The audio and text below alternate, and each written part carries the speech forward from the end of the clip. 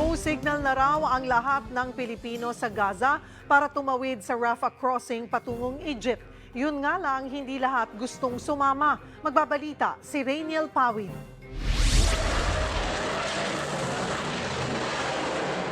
Walang tigil ang paputok ng rocket missiles ng grupong Hamas bilang ganti raw sa pagpatay ng Israeli forces sa mga sibilyan. Sinagot yan ng rocket at mga airstrike rin ng Israel. Kabilang sa natamaan ang isang playground. Kita pa nga sa video ang mga butas sa lupa na galing umano sa rocket launchers ng Hamas. Sa Gaza, kanya-kanyang hukay ang ilang residente sa malalaking tipak ng bato sa bahagi ng gusali na nagsisilbing refugee camp. Bumagsak ito matapos umanong masapul ng airstrike ng Israel.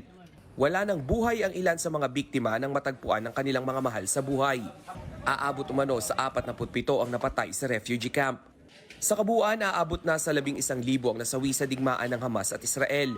Higit 9,000 riyan ay mula sa Gaza Strip. Nasa 140 naman ang mula sa West Bank at 1,400 mula sa Israel.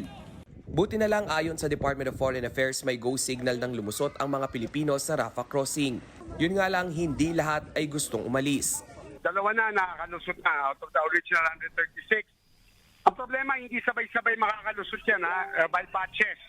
Isa pa, hindi lahat gusto tumawid ngayon kasi hindi kasama yung Palestinian spouses. Paglabas naman ng Rafah crossing, aalalayan sila ng Embahada ng Pilipinas sa Egypt. Dadalhin sila sa embahada, all transportation and accommodation provided by government. Tapos within 3 days, kailangan ng iuwi sa Pilipinas yan dahil maiksi lang ang transit visa nila. Ang isa sa 4 na Pilipinong nasawi sa giyera, binigyan naman ng hero's welcome sa kanyang hometown sa Binmaley, Pangasinan. Labis naman ang pagdadalamhati ng pamilya ni Angeline Aguirre. Napakapait po na anak po yan. Nagigising ako ng madaling araw. Sabi niya, "Ina, bakit gising ka na? Matulog ka ulit. May voicemail pa nga yan." Pagkagising niya pa lang habang nagtatrabaho, tumatawag na yan.